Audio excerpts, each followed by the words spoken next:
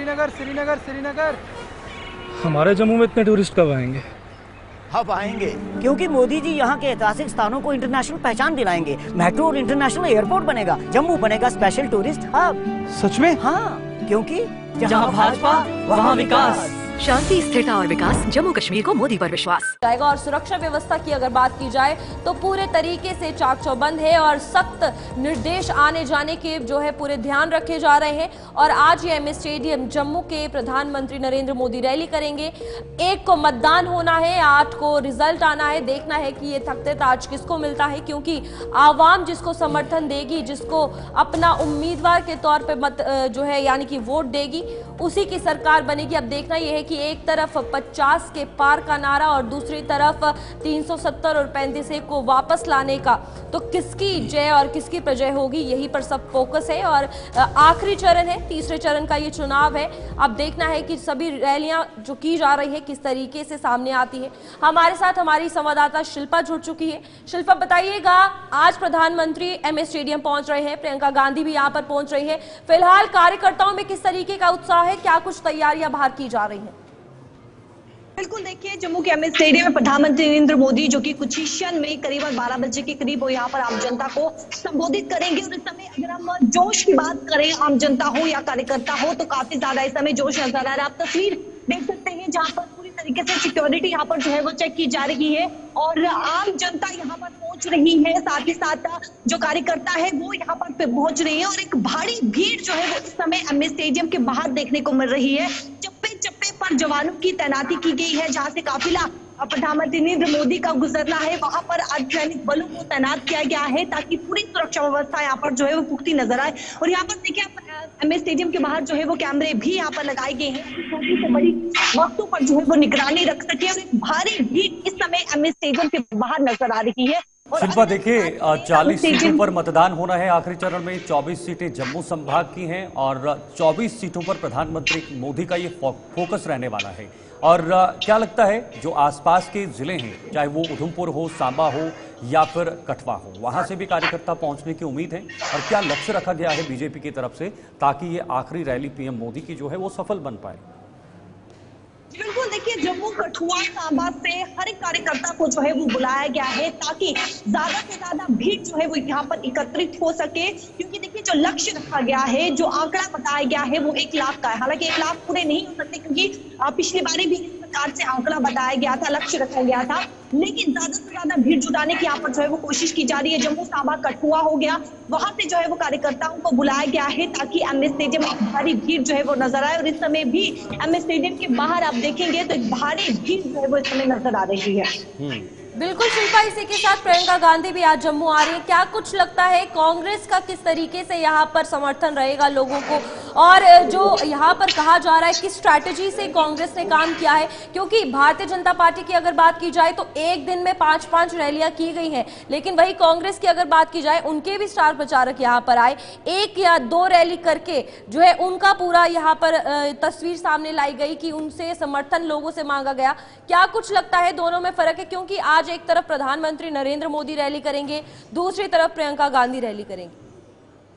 जी बिल्कुल, देखिए एक तरफ प्रधानमंत्री नरेंद्र मोदी एमए स्टेडियम में आम जनता को संबोधित करेंगे और दूसरी तरफ बिलावर में वो आम जनता को, प्रियंका गांधी जो है वो आम जनता को वहां पर संबोधित करेंगे। उसके बाद वो बिश्ना पहुंचेगी। तो देखिए अगर हम कंपैरिजन की बात करेंगे तो जहां पर जिस प्रकार से आपने कहा कि काफी कम रैलियां जो है वो कांग्रेस पार्टी के द्वारा की गई है, लेकिन कहीं न कहीं जिस प्रकार से उमर अब्दुल्ला ने भी ये कहा था कि राहुल गांधी को जो है वो जम्मू में फोकस करना चाहिए था और उन्होंने वहां पर जो है वो फोकस नहीं कर रही है, उन्हें ज्यादा से ज्यादा फोकस जो है वो जम्मू में करना चाहिए था। देखिए भारतीय जनता पार्टी के स्टार कैंपेनर्स यहाँ पे लगातार पहुंच रहे। जेपी नड्डा जो कि 2 बार यहाँ पर पहुंच चुके हैं, 2 बार उन्होंने रैली की है। तो लगातार इस समय कांग्रेस पार्टी भी प्रयास कर रही है कि ज्यादा से ज्यादा भारी मतदान उन्हें हासिल हो सके। हालांकि देखिए जो कि राहुल गांधी की बात करते हैं, राहुल गांधी यहाँ पर जो है वो पहुंचे थे और उसके बाद प्रियंका गांधी यहाँ पर पहुंच रही है। तो जीत और कोशिश भी कांग्रेस पार्टी के द्वारा की जा रही है कि ताकि भारी से मोदी जब पहले रैलियों में पहुंचे, पहली जब डोडा में उन्होंने रैली की तो 3 परिवारों से बात शुरू हुई, और उन्होंने कहा कि 3 परिवारों ने जम्मू कश्मीर को खोखला किया है। ये मुद्दा 2014 में भी सफल हुआ और उसके बाद जब 2 अन्य रैलियां, एक जम्मू के कटरा में हुई और कश्मीर के श्रीनगर में हुई, वहां पर भी उन्होंने 3 परिवारों को निशाना साधा। क्या ये एक बड़ा मुद्दा जम्मू संभाग की ये जो चुनिंदा सीटें हैं जहां पर बीजेपी का एक लोहा है, बीजेपी का फोकस है, लक्ष्य है, क्या वहां पर भी ये 3 परिवार प्रधानमंत्री मोदी के इस आज के भाषण के प्रमुख मुद्दों में से एक होगा? जी बिल्कुल, देखिए लगातार 3 परिवारों पर जो है वो निशाना साधते हुए भारतीय जनता पार्टी नजर आती है कि जिस प्रकार से जम्मू कश्मीर को जो है वो 3 परिवारों ने। नमस्कार, ये जम्मू टीवी है और आज हम बात करेंगे डोडा के दिवाकर जी से। तो महाराज, चुनावी मौसम में क्या इरादा?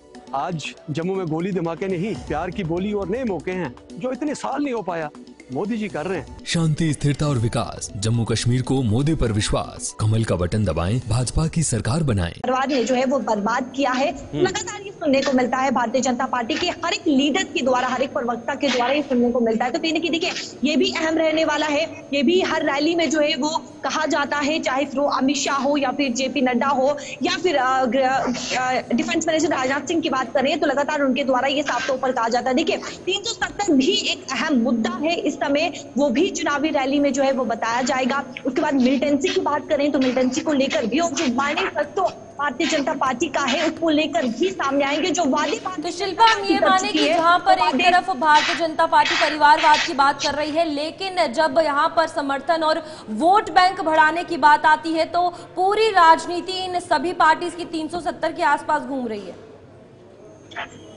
आप माफ कीजिएगा, सवाल फिर से दोहराएं। मैं ये पूछ रही हूँ कि क्या कुछ लगता है ये राजनीतिक पार्टीज जितनी है जब वोट बैंक के लिए सामने आ रही है तो इनकी जो रणनीति है, राजनीति है जम्मू कश्मीर को लेकर 370 के आसपास ही घूम रही है?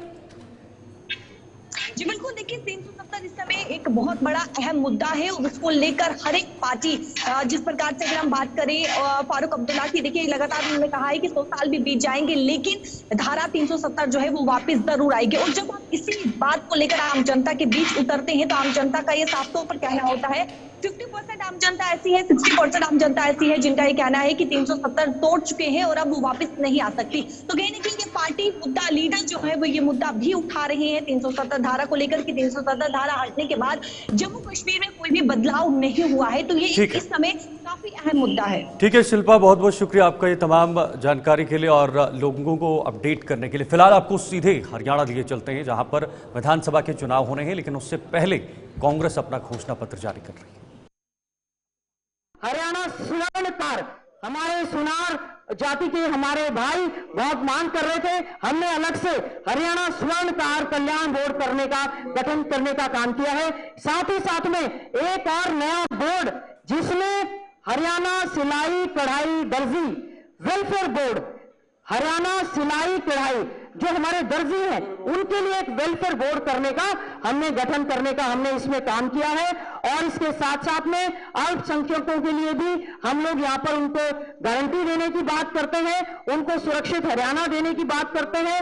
और इसमें हम लोग दोबारा से अच्छे ढंग से एक मजबूत माइनॉरिटी कमीशन का गठन करने का काम कांग्रेस पार्टी की सरकार करेगी।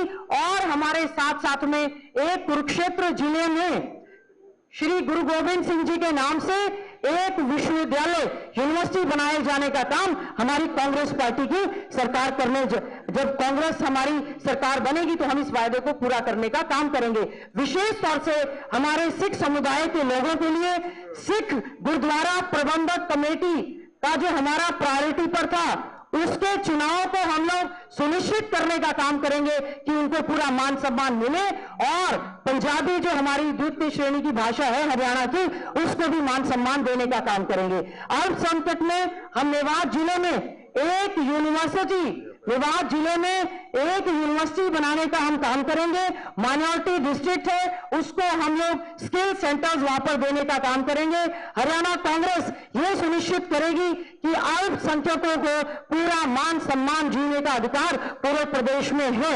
उसके बाद सामाजिक सुरक्षा के तहत हम हमारे वरिष्ठ नागरिकों को अच्छा सुरक्षित हरियाणा देने का वायदा हमारी कांग्रेस पार्टी करने जा रही है। हमारे दिव्यांगजनों के लिए विशेष तौर से हम हमारे हरियाणा प्रदेश कांग्रेस कमेटी के घोषणा पत्र में लेकर आए हैं कि जो हमारे दिव्यांग है, डिसेबल्स है, हम उनके लिए भी अलग से एक बोर्ड का गठन करेंगे और जो डिसेबल है पीडब्ल्यूडी एक्ट को अच्छे से लागू करेंगे और डिसेबल्स का बैकलॉग पूरा करने का हम यहाँ पर जो है वायदा करते हैं। सरकारी नौकरियों में दिव्यांगों को भी पूरा प्रायोरिटी देने का काम करेंगे।